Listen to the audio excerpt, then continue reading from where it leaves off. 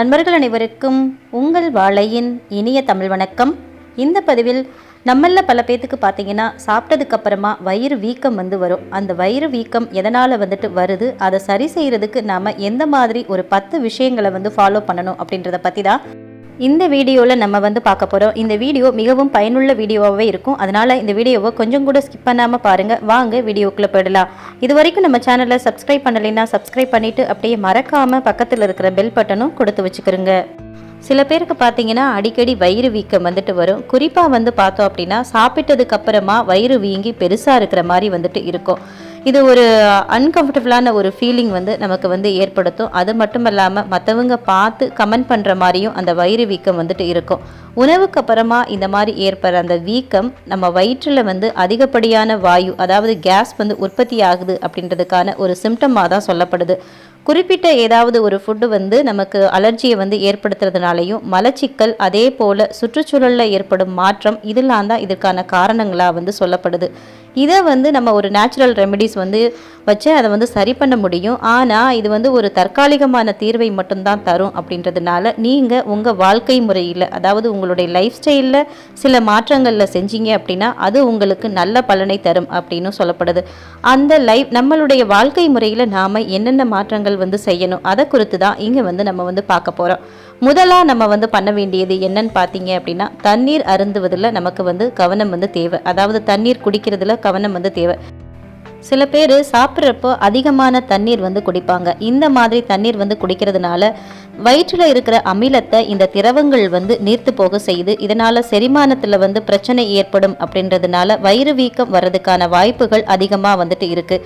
அதனால் சாப்பிட்டதுக்கு அப்புறம் தண்ணீர் குடிக்கிறது அப்படின்றது ரொம்பவே நல்லது. பொதுவாக உணவுக்கு முன்னாடியும் உணவுக்கு பின்னாடியும் குறைந்தபட்சம் 15 to 20 நிமிட இடைவெளியை கடைபிடிக்கணும் அப்படின்னு நிபுணர்கள் சொல்கிறாங்க. அடுத்ததா உணவு சாப்பிடும்போது மெதுவாக சாப்பிடுங்க.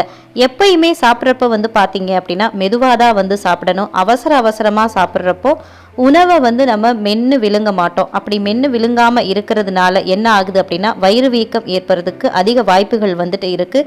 அந்த மாதிரி சாப்பிட்றப்போ அதிகமான காற்று குடலில் போயிடும், உள்ளே போகிறதுக்கு வாய்ப்புகள் இருக்குது. அதனால் நீங்கள் சாப்பிட்றப்போ உணவை மென்று சாப்பிட்றதுக்கு தேவையான அளவு நேரத்தை எடுத்து மெதுவாக சாப்பிடணும். அடுத்ததாக உடற்பயிற்சி, அதாவது எக்ஸசைஸ் செய்கிறது இந்த மாதிரி வீக்கத்தை குறைக்க உதவும் அப்படின்னு சொல்லப்படுது. குறிப்பாக காலை உணவுக்கு முன்னாடி உடற்பயிற்சி செய்கிறதுனால வாயு உருவாகிறத நம்மளால் தவிர்க்க முடியும். இது உங்கள் குடல் இயக்கத்தையும் சீராக மாற்றும் அப்படின்னு சொல்லப்படுது. அதே மாதிரி உணவுக்கு அப்புறமா சின்னதாக ஒரு நடைப்பயிற்சி மேற்கொள்வதும் வீக்கத்தை குறைக்கிறதுல முக்கிய பங்காற்றும் அப்படின்னே சொல்லப்படுது. அடுத்ததா உங்கள் உணவில் உப்பை கம்மி பண்ணிக்கிறங்க. அதிக உப்பு எடுத்துக்கிட்டீங்க அப்படின்னா அது உங்கள் ஆரோக்கியத்தை பாதிக்கும் அப்படின்னு சொல்லப்படுது. நம்முடைய உடலில் கூடுதல் சோடியம் இருந்தது அப்படின்னா உடலில் இருக்கிற தண்ணீர் வெளியேற்ற செயல்முறையை அது தடுத்து நிப்பாட்டிடும். இதனாலேயும் வயிறு வீக்கம் ஏற்பதற்கான வாய்ப்புகள் அதிகம். அதனால் நாம் சாப்பிட்ற அந்த உணவில் இருக்கிற உப்பை குறைச்சிட்டு அதுக்கு பதிலாக மிளகு மற்றும் வினிகர் சேர்த்துக்கலாம். இது அதிகப்படியான சோடியம் உடலில் சேர்வதை குறைக்கிறது மட்டுமல்லாமல் வயிறு வீக்கத்தையும் தடுக்கும் அப்படின்னு சொல்லப்படுது. அடுத்ததாக கார்பனேட்டட் ட்ரிங்க்ஸ் குடிக்கிறத நாம் தவிர்க்கணும். இந்த கார்பனேற்றப்பட்ட பானங்கள் அதில் சோடாக்கள் குடிக்கிறப்ப என்ன ஆகுது அப்படின்னா உங்கள் உடலில் கார்பன் டை ஆக்சைடு வாயு அதிகரிக்கும். இதுவும் வயிறு வீக்கத்துக்கு வழிவகுக்கும். அதனால் கடைகளில் பாட்டில்களில் அடைச்சி விற்கிற அந்த பானங்களை அறவே தவிர்க்கிறது ரொம்பவே நல்லது. அதுக்கு பதிலாக அதிகப்படியான தண்ணீரை நீங்கள் குடிக்கலாம். அதே மாதிரி வழக்கமாக நீங்கள் அருந்துற டீ காஃபியை அவாய்ட் பண்ணிவிட்டு அதுக்கு பதிலாக பார்த்தீங்க அப்படின்னா இஞ்சி புதினா சேர்த்த டீ நம்ம குடிக்கிறது ரொம்ப நல்லது. ஏன்னா இந்த மாதிரி கேஸ்ட்ரிக் ப்ராப்ளம் இருக்கிறவங்க இந்த டீ காஃபி தவிர்க்கிறதுனால வயிறு வீக்கம் ஏற்படுறத நம்மளால் தவிர்க்க முடியும். அடுத்தபடியாக அதிகமான ஃபைபர் இருக்கிற உணவுப் பொருட்கள் சாப்பிட்றப்போ அதில் கவனம் தேவை. ஆரோக்கியமான செரிமான அமைப்புக்கு முழு தானியங்களை அடிக்கடி சாப்பிடணும் அப்படின்னு சொன்னாலும் இதில் இருக்கிற அதிக அளவிலான அந்த நார்ச்சத்துக்கள் பார்த்தீங்கன்னா பெரும்பாலும் வயிறு வீக்கத்துக்கு ஒரு பொதுவான காரணமாக இருக்குது. உங்கள் உணவில் நார்ச்சத்துக்கள் அதிகமாகிறப்போ அதை உங்கள் உடல் ஏற்றுக்கிறதுக்கு சில நாட்கள் ஆகும். அதனால் இந்த மாதிரி ஃபைபர் உணவில் எடுத்துக்கிறப்போ அதில் கொஞ்சமாக நமக்கு கவனம் இருக்கணும். அடுத்ததாக வந்து பால் பொருட்களை அறவே வந்து தவிர்த்திடணும். இந்த மாதிரி வயிறு வீக்கம் இருக்கிறவங்க பால் சார்ந்த பொருட்கள் சாப்பிட்றத வந்து தவிர்க்கிறதா ரொம்ப நல்லது.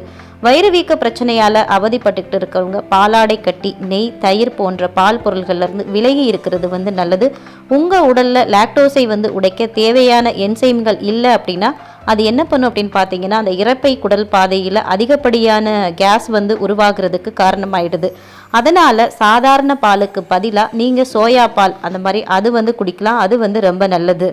அடுத்ததாக இந்த மாதிரி வயிறு வீக்க பிரச்சனை இருக்கிறவங்க சாப்பாட்டில் வந்து பருப்பு வகைகளை குறைக்கிறது ரொம்ப நல்லது. பீன்ஸ், பட்டாணி போன்ற பருப்பு வகைகளில் சர்க்கரையும் நார்ச்சத்தும் அதிகமாக இருக்குது. அது என்ன பண்ணும் அப்படின்னு பார்த்தீங்கன்னா, உங்கள் பெருங்குடலில் சீரான செரிமானத்துக்கு பிரச்சனையை வந்து ஏற்படுத்தும். அப்படின்றதுனால அதுவும் வீக்கத்தை வந்து ஏற்படுத்தும். இருந்தாலும் குறிப்பாக இந்த பொருள்களை, அதாவது பருப்பை வந்து அரிசி போன்றவற்றோட தொடர்ந்து சாப்பிட்டு வந்தீங்க அப்படின்னா வீக்கம் வந்து குறையிறதுக்கான வாய்ப்பும் வந்துட்டு இருக்குது. அடுத்ததாக உங்கள் உணவில் அதிகமாக வந்து காய்கறிகள் வந்து சாப்பிடுங்க. உங்கள் குடலில் இருக்கிற பாக்டீரியாக்கள் ஜீரணம் நடைபெறுறப்போ அபரிமிதமான வாய்வை வந்து உருவாக்குது. ஆனால் ஊட்டச்சத்து நிபுணர்கள் என்ன சொல்கிறாங்க அப்படின்னு பார்த்தீங்கன்னா, டெய்லி நம்ம உணவில் கீரைகள் வந்து எடுத்துக்கணும். அந்த மாதிரி கீரைகள் வந்து எடுத்துக்கிறப்போ வலுவான மற்றும் ஆரோக்கியமான செரிமான அமைப்புக்கு வழிவகுக்கும் அப்படின்னு சொல்கிறாங்க. அது மட்டும் இல்லாமல் இந்த வீக்கம் வந்து ஏற்படுத்துவதற்கான வாய்ப்புகளையும் நம்ம அந்த கீரை வந்து எடுத்துக்கிறதுனால குறைக்குது அப்படின்னு சொல்கிறாங்க. அதே போல் காய்கறிகளில் வந்து பிராக்கோலி, முட்டைக்கோசு இந்த காய்கறிகளை அடிக்கடி வந்து சாப்பிட்றதுனால வீக்கம் குறையும் அப்படின்னு சொல்கிறாங்க. பப்பாளி, அன்னாச்சி இந்த மாதிரி பல வகைகளையும் நாம் அடிக்கடி வந்து சாப்பிடணும். ஏன்னு பார்த்தீங்க அப்படின்னா, பப்பாளி, அன்னாச்சி பழத்தில் இயற்கையாகவே இந்த பழங்களில் வந்து செரிமான நொதிகள் வந்து அதிகமாக இருக்குது. இது செரிமானத்துக்கு உதவுது. இதனால் வயிறு வீங்கிறத நாம் வந்து தவிர்த்துக்க முடியும். அடுத்தபடியாக அஸ்பராகஸ் வந்து சாப்பிடணும். அஸ்பராகஸில் பார்த்தோம் அப்படின்னா ஏராளமான ப்ரீபயாட்டிக்கள் வந்துட்டு இருக்குது. இது நம்ம உடலில் வந்து பார்த்திங்க அப்படின்னா நல்ல பாக்டீரியாக்களோட வளர்ச்சிக்கு உதவுது. இதனால் செரிமான அமைப்பில் ஆரோக்கியமான செயல்பாடு காரணமாக இந்த கேஸ் உருவாகிறது வந்து தவிர்க்கப்படுது. அது மட்டும் இல்லாமல் அஸ்பராகஸில் இருக்கிற கரையக்கூடிய மற்றும் கரையாத நார்ச்சத்துக்கள் ஒட்டுமொத்த செரிமான ஆரோக்கியத்தையும் மேம்படுத்துவதாக சொல்லப்படுது. இந்த மாதிரி வயிறு வீக்கத்தால் அவதிப்பட்டுக்கிட்டு இருக்கவங்க இங்கே சொன்ன இந்த 10 வழிமுறைகளை வந்து நீங்கள் ஃபாலோ பண்ணீங்க அப்படின்னா கண்டிப்பாக உங்கள் வயிறு வீக்கத்திலிருந்து உங்களுக்கு ஒரு நல்ல ஒரு நிவாரணம் வந்து கிடைக்கும் அப்படின்னு சொல்லி இந்த பதிவை இதோடு நிறைவு செய்கிறேன். இந்த பதிவு உங்களுக்கு மிகவும் பயனுள்ள பதிவாக இருந்திருக்கும்னு நினைக்கிறேன். இந்த பதிவு பிடிச்சிருந்தா லைக் பண்ணி உங்கள் நண்பர்கள் மற்றும் ஃபேமிலி மெம்பர்ஸ்க்கும் ஷேர் பண்ணுங்கள். ஃபர்ஸ்ட் டைம் நம்ம சேனல் பார்த்தீங்கன்னா நம்ம சேனல் சப்ஸ்கிரைப் பண்ணிவிட்டு அப்படியே மறக்காமல் பக்கத்தில் இருக்கிற பெல் பட்டனும் கொடுத்து வச்சுக்கிறேங்க. இந்த பதிவை பற்றின கருத்துக்களையும் கமெண்ட் செக்ஷனில் சொல்லுங்கள்.